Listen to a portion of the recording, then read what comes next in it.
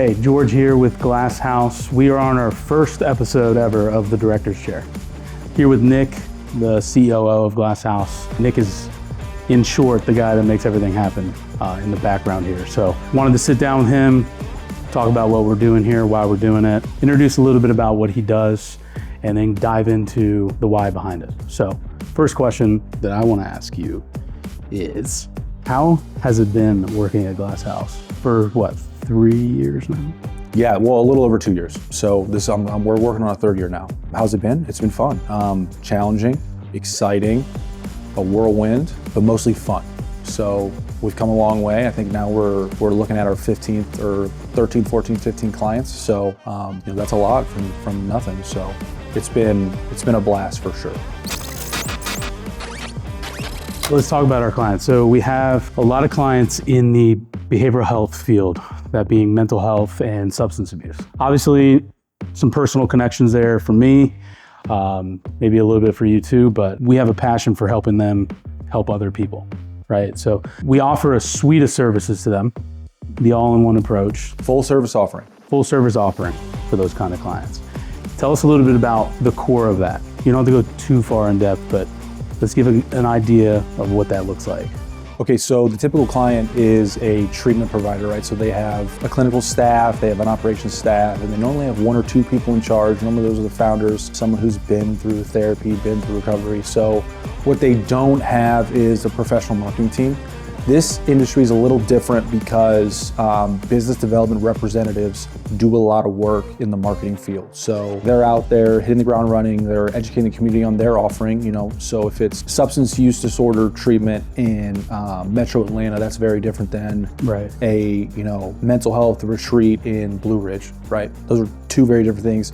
Those business development reps do a lot of the marketing, they just don't know it. The full service offering is the turnkey solution with a digitally focused set of services that allow them to scale. So when we sit down with clinic owners, even if it's 3, 4, 5 facilities and they're actually networks, a lot of these guys are very savvy and they'll open up substance use disorder and mental health clinics simultaneously because that's 2 sides of the same coin, but they're not paying attention to their website, the way they're messaging, if their brand even makes sense from the first principles of like, okay, what are we trying to actually, what demographic are we trying to serve? And then of course, some of the performance side of the house, like, advertising specifically, you need to be in that ecosystem because your competitors definitely are, right? We know that most demographics are digitally native now, so especially everyone under like 45 for sure.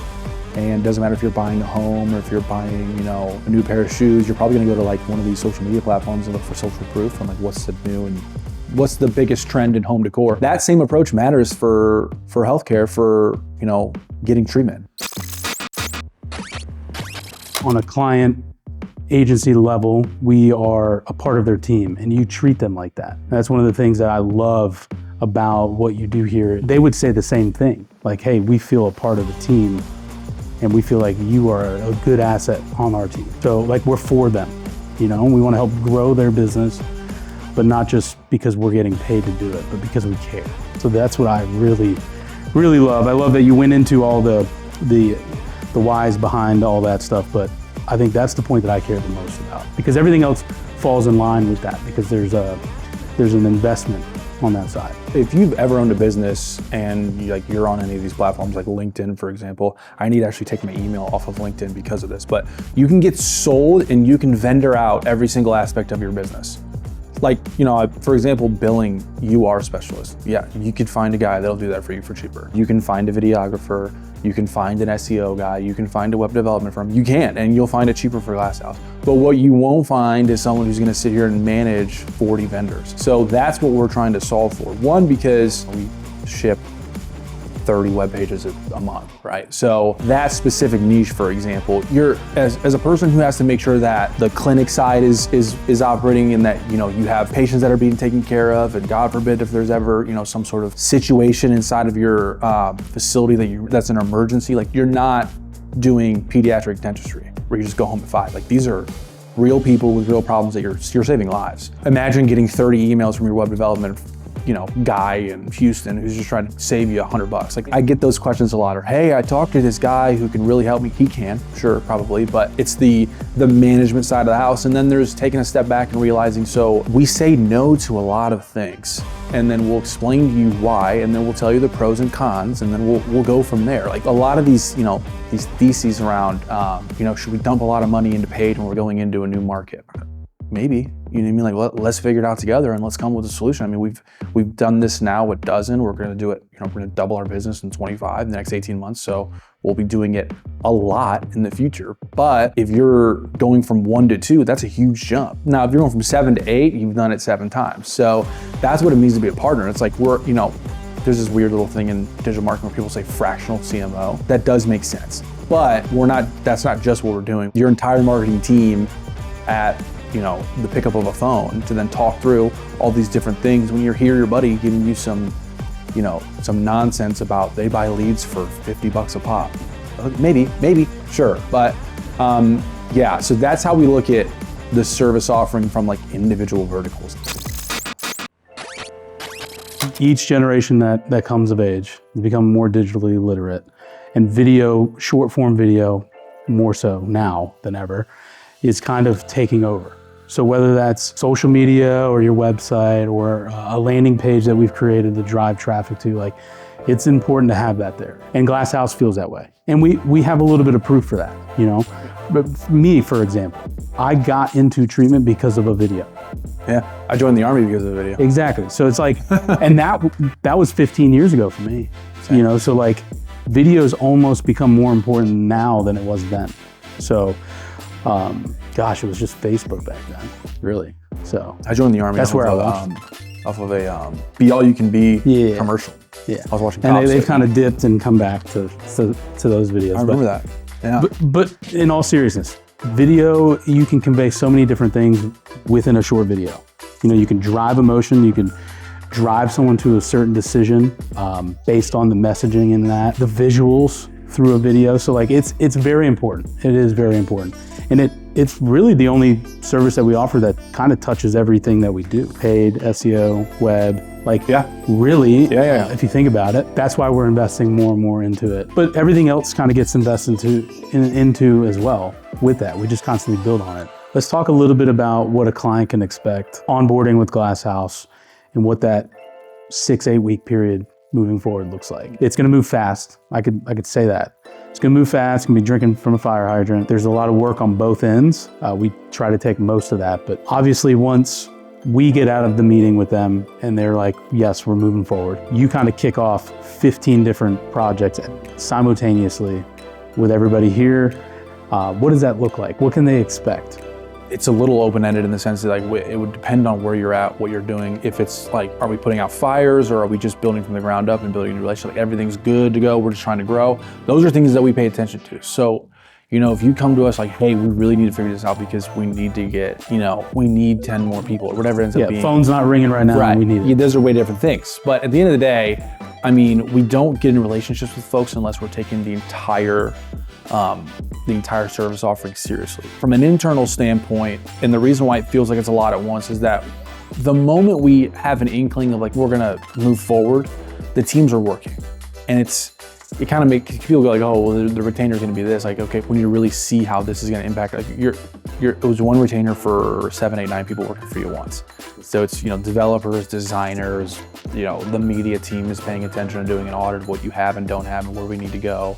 That to include like, does your stock images make sense on your website? Like all these things. The moment we move forward and the onboarding meeting happens, like we know all about you for the most part, at least everything you've put out in the public. And now we're gonna deliberately go through each vertical and talk specifically about it. You're gonna have 2, 3, 4 hours with talking about web. You're gonna have 1 or 2 hours talking about media, and then we're gonna kick it off. Paid, do we have the money right now to invest into paid? We have been. Okay, we need to audit what works, what doesn't work. And then there's all like the nonsense of getting all the logins and all that stuff. So you start with Glasshouse April 1st or whatever, it's April 2nd, 3rd, 4th, 5th, it's gonna be a lot at once. So it's kind of the point. But then at that point, we're gonna have a regular cadence of reporting, which won't make sense because we're gonna be talking more than that anyway. This always happens. A report's gonna come out on the 15th and I'm gonna talk to you the 9th, 10th, 11th, and then, for 30 minutes on a Sunday. And it's like, okay, then a report comes and it's like, crap, we already talked about this. So that's what it kind of feels like up front. If you're coming from an agency, it's gonna feel weird because you're like, oh, I had one account. No, you're gonna have Kristen reaching out to you about creative and media, and then you're gonna see Ben on your photo shoot for your headshots, and then you're gonna talk to me 3 times before then, and then you'll pop in and just say, how are things going? And then we'll have this monthly. And it's a lot coming at once, but that, we take it seriously, and it needs to work. It's going to work.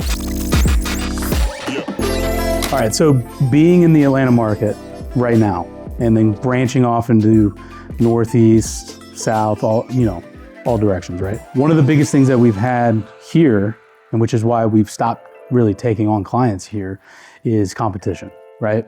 Although it's friendly and that it's, we get it, we understand it. One thing that we have to keep in mind though is there is enough people that need treatment. We know that. But it is one of the biggest things that we run into, which is how are you gonna be different? How are you guys gonna make me sound different and market us differently so that they don't take our clients and vice versa, right? So how do we do that? Well, so the entire premise of all the treatment centers are the same is fundamentally wrong. That's just fundamentally inaccurate. And that shows me that either you don't know what you're talking about or you do know what you're talking about and you're being facetious. So for example, for the big box firms that run, behavioral health for 1,200 clients, they have to assume you guys are the same. There's no other way around it. There literally is no other way around it. So if that is you and you're like, we are the same, do me a favor, get out of treatment, close your facility. I mean that, because if you're not doing something, if you don't think you're differentiating yourself and you're doing services better, if you're treating people better, if you are a better person than down the road, close your facility. Let's assume you're not, because I'm assuming you're not a bad person, right? That is incorrect. We will find what makes you different, we will bring it to market, and we will help you along the way. Call it branding, call it positioning, call it whatever you want to call it. But you got it, I'm talking to the treatment owner right now, the person who's asking me that question. You got into treatment for a reason. Why? Let's tell the world. So once we get there, then we can talk about some of the tactical stuff around getting more clients, growing your business, making sure you're doing things right. But the fundamental premise of hey, all the treatment facilities are the same, that is a great myth in the facility, because every single one of our treatment facilities, well, just do this. Go search substance abuse treatment near me, and then go to one that is within 5 miles from each other. They will be fundamentally different. From the people you talk to at the front, the person that answers the phone, the guy who's running the facility. That the people, our stakeholders couldn't be different. We answer the phones, and there's certain things they really care about. Some are, hyper conservative. Some are, they really want to push the needle on modalities. There's all these different things. So the underlying premise of all treatment facilities are the same is wrong-go. It couldn't be.